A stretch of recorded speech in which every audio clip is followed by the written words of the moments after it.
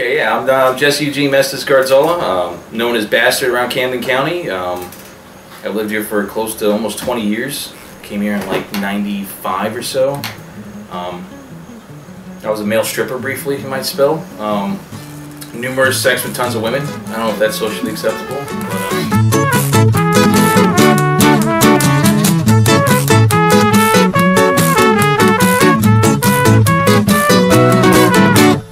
bugs in the kitchen and mold in the sink, chugging down the whiskey and we'll never stop to think, what do we do tomorrow?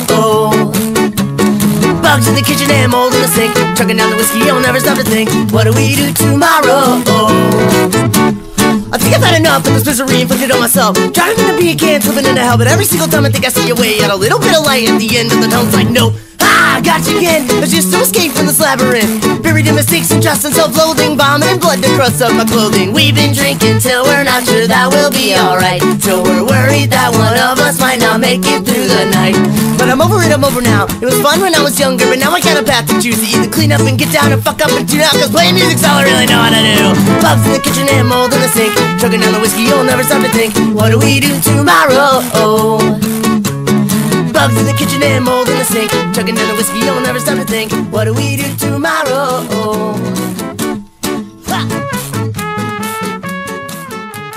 Well, I got 37. You see it, it's on me, it's tattooed to me, right? 37. Like, what if you were to know the exact instant and moment that you were going to die? Would you let things stand in your way? Would you second guess it? Would you know exactly when in the year you're going to die? No. You do all you can to achieve what you need to do before you kick off.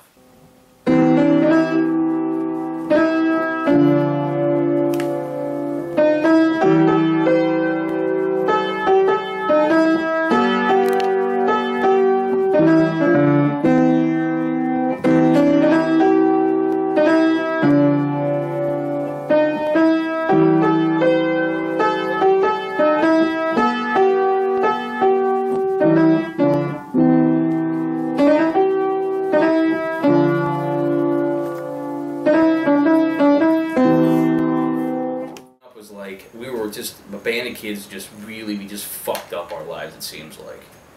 Nice, a lot of us came from like broken homes, and you know, like all we had was like each other. So a group that started from like 4 that went on to like, I think the counts maybe, oh shit man, I don't even know. I always counted like 30 to 40 and still growing.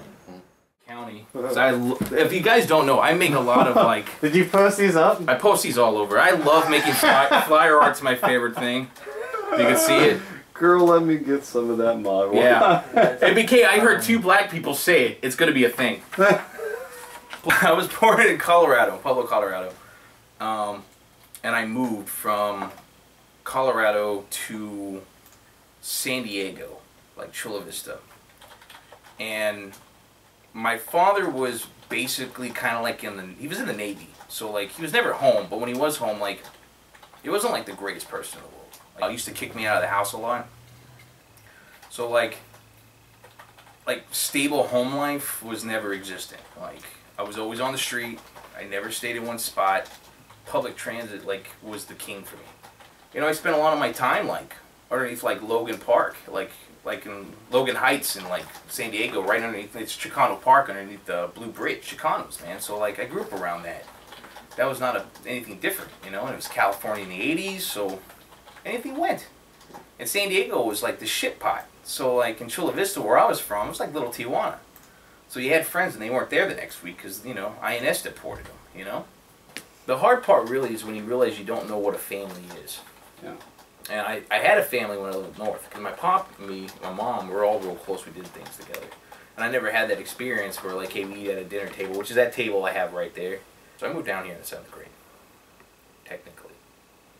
But I read. Like, as soon as I got a taste for reading, I read everything.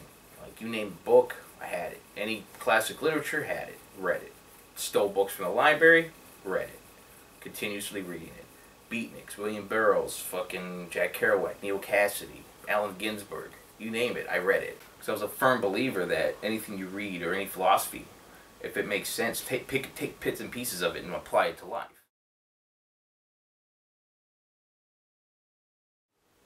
There wasn't much of a culture here. Like when I lived in Kingsland, so where I'm at now is this area here is what I grew up in. Is Kingsland. So I took all the music I could take, and then I got really involved in like bluegrass and like folk. So I was a fan of Dylan and stuff like that. So I was like, fuck, man. Here I am in Georgia. Always kind of dug the South, you know? So I was like, hey, man, like, what can I apply this all to? What was I? I was really into, like, the blues when I was a kid. So I really kind of, like, grew up listening to, like B.B. King, Muddy Waters, you know, Clarence Gate, Mount Brown, some of the great bluesmen of the time. And that's really was like, I like that. I really, really liked that, man. And like I picked up the guitar. I started when I was 10. I was playing harmonica at the time, and I started playing guitar. Then I got into like Dylan and like all these like really old acts that, you know. And I was like, man. Then I heard the Velvet Underground. I was like, man, they sound like shit. I could do that. I can do it. I'm a big fan of like New Orleans, which I spent a lot of time in, like hitchhiking over there or getting away from here, believe it or not. So like I spent a lot of time in New Orleans and roaming around the South. And we ended up in New Orleans, and I got to see, like, jazz, you know, like Jelly Roll Martin sounding shit, like this great stride piano, or fucking, like, the boogie woogie and shit like that. And, like, I fucking, like, fell in love with that, man. Like, here are these guys that, like, have the whole odds of the world stacked against them, but they're still doing it. Like, they make their own instruments, or if they'll find a shitty piano, or, like, tie strings just to get the fucking C to work, you know what I mean? Like, that was, like, mind-boggling. Playing that. I loved reggae music. It was 95 when I got into it. And I've been listening to rocksteady reggae music for shit. That was what? That was 95. Was that 20-some years now? Roughly. So like when you think about that, like I spent that many years playing that music. You know what I mean? Like figuring out how it works, how it's played. Where's the time signature at? How's this gone? And sit there, and I still listen to this day the same song every fucking day.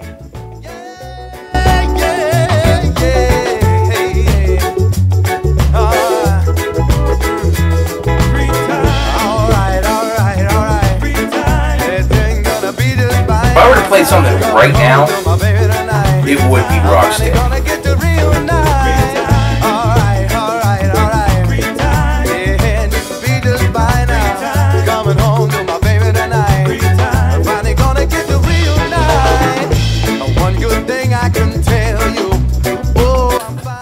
That's for me, like, I live and breathe that. Like, I love jazz. I love blues. I love really old rock. And I love fucking anything you throw at me. Like, there's nothing, I'll play it any way I can, I'll figure it out. But that music, for some odd reason, is just, it's everything. It's a lifestyle. Like, to the way I wear my cap, the way I wear my boots, the clothes that I wear, is all dedicated to that music.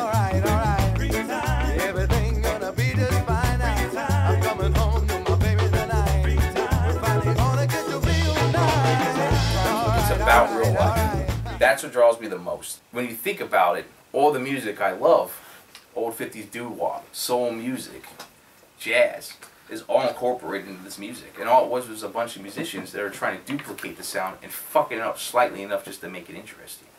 So when you think about it, it's actually a collaboration of every ounce of music that I ever loved. I love fucking playing it. I love the bubbles, I love the chops. I like the wookies and the bass lines. Like, I love the one step. I love playing all that. I love listening to it. Like, there was a song written by a band called The Adjusters called Number 3. And like I always felt like I lived in the shadows of other people, you know, like my whole life. No matter what. Whether it was the shadow of my father being compared to him, or my mother, or somebody else's lover, or anything like that. That's the comparison that I always felt like I was the other. I think that's really what it is. I've always felt like I lived in the shadows. I never had my own voice. And you would find that hard to believe because of the fact of my antics and how I talk and all that shit that I have my own voice. But the reality is, like, I really kind of don't. And I think that's what I've been striving for eons, is to find that voice inside myself. Death to me is actually the most beautiful concept on the face of the earth because that's just the beginning of something greater. And that's the hard part. Like, everyone kind of, oh, it's Jessie, or hey, that's Bastard. And, you know, like, He's a wild guy. You know, everyone has a bastard story.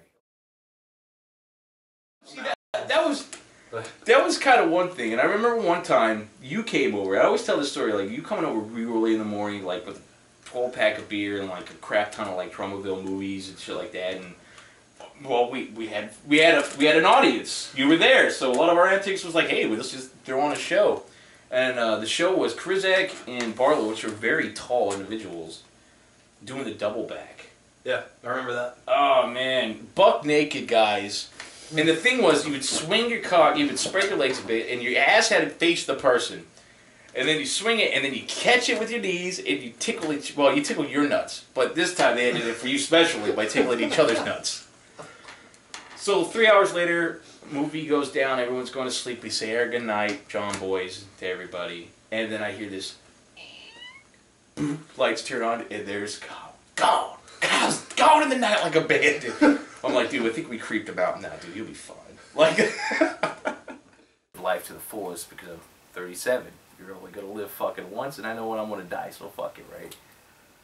So, like, so I always wanted to be recognized for, like, the art that I did, like, for the writing, for the music, and, like, but, like, I don't know. I don't think I ever will. And if I did, it'd probably be with my kids. And I think that's what the most important part of my life is, like, you know. Some people say, yeah, I lived, but, like, nah, I really fucking lived. Like, I'll probably live till the day I die, like that. So I had to live with what I did. And I did a lot of bad things to people, you know. So you start thinking, like, my paranoid tendencies of, like, overthinking things, overanalyzing things, it makes me slump into these, like, funks where, like, I don't care if I live or die. Well, that's just it. Like, there's things in a human being that we can't ignore. Like, if you're depressed, you're going to be depressed. No matter who you are, what you're going to do, drugs, drinking, is all going to increase that. You know, even, like, fucking weird, unusual chicks with STDs, you're still going to go out there and do it. Nothing's going to make you feel better. It's finding the strength inside you, something that gives you that soul. It's something so simple as kids, a smile or a song or playing an instrument. It's finding meaning in, like, the absurd. Music gave me meaning, and then knowing what my kids are growing up to be are giving me meaning. Like, and it depends who you ask, but, like, there's so many stories to that one, I don't really want to get into it, because it's just like, it's beating a dead horse, because there's three sides to every story. It's your side, their side of the truth, and you'll never see the full truth, so you won't actually ever see any sides of the story. So it's a real hard ordeal, and only you have to live with it. Everyone has their own interpretations of things. But the key of the matter was that my kids weren't there a lot. And I'd say probably 9 years, maybe if not more, I didn't see my middle kids. And my son, my oldest son, I was real close to. Me and my oldest daughter were fairly close. Well, my daughter gave me a lot of meaning. She was the reason why I quit drinking, I quit doing drugs, was because of my daughter. And like, born on the 37th day of the year? 37th day of the year. My daughter was born on, that's the key thing, 37's on everything in my life. 37th day of the year. She came in my life, and the hard obstacle wasn't the mother. Because there was always an obstacle to kids, if you want to be with them. And sometimes you're lucky and you don't have that obstacle, and the parents just want you to be there.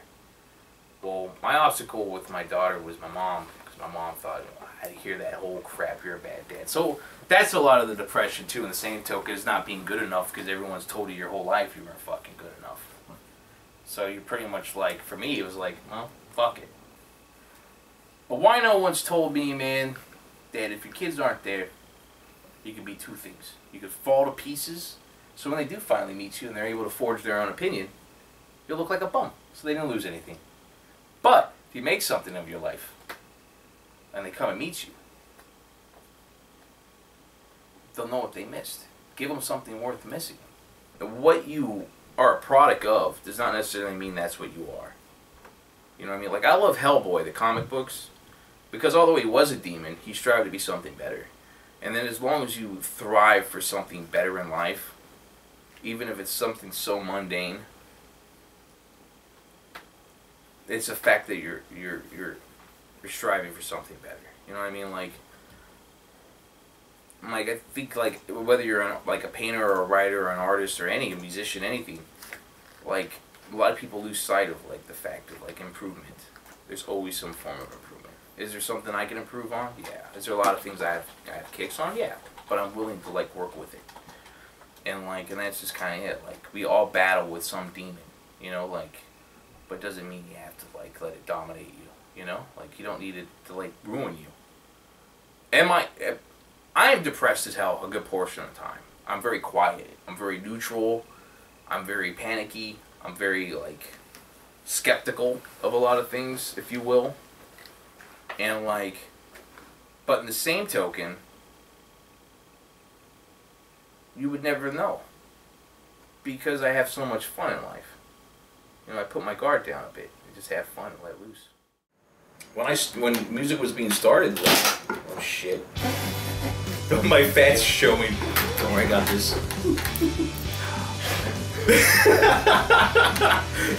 Did you just break my chair? I know you're trying to change the subject, but... Yeah. I didn't break it. Yeah, I forgot. It's been a long time, man. You put all this weight, man. You just like... Somehow, you just jumped in that seat and you spread it all out, dude. This is my balls that broke it. So don't think big on me, really. So...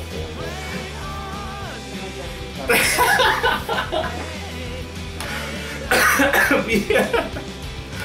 Fine. How can I be someone that you love if you hate me? And how can I be someone you respect if you call me lazy?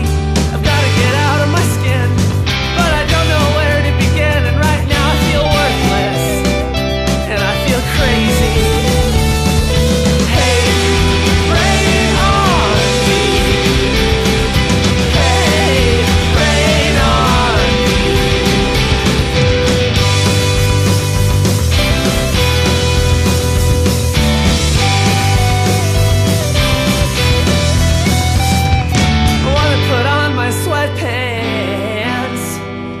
I'm trying to quit. I want to give a shit again. I want to put on my sweatpants, but don't you know I'm trying to quit?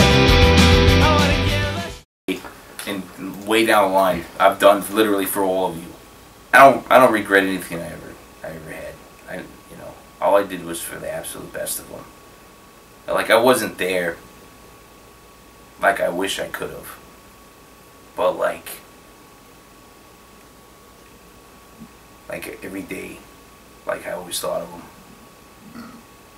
You know, like every night, like my daughter, every night I thought of her. I called her as much as I could. You know, like I loved everything about her, man. She was like the sweetest thing in the world. My son Bradley, man, like I couldn't ask for like the sweetest kid in the world. Like that's, if I had to aspire to be somebody in the world, that would be my son Bradley. Like you couldn't get the sweetest kid in the world. And I hope he does really well, and I know he will do really well, and I know he'll be able to play all the pieces I've written for him. Because I'll be showing him. And then, Logan, you're weird as hell. She's awesome. Don't let anybody tell you what you can or can't do in this world.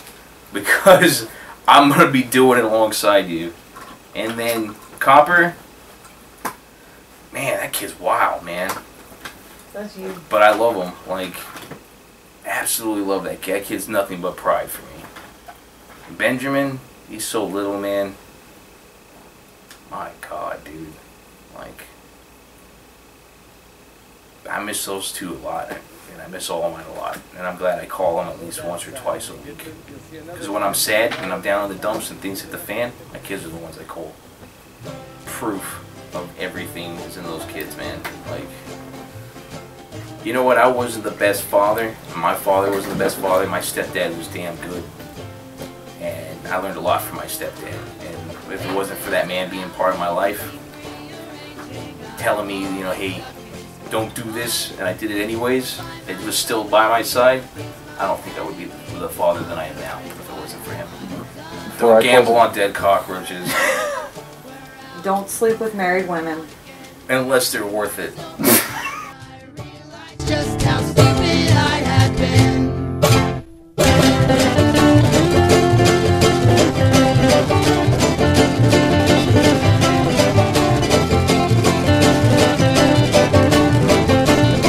In the holiday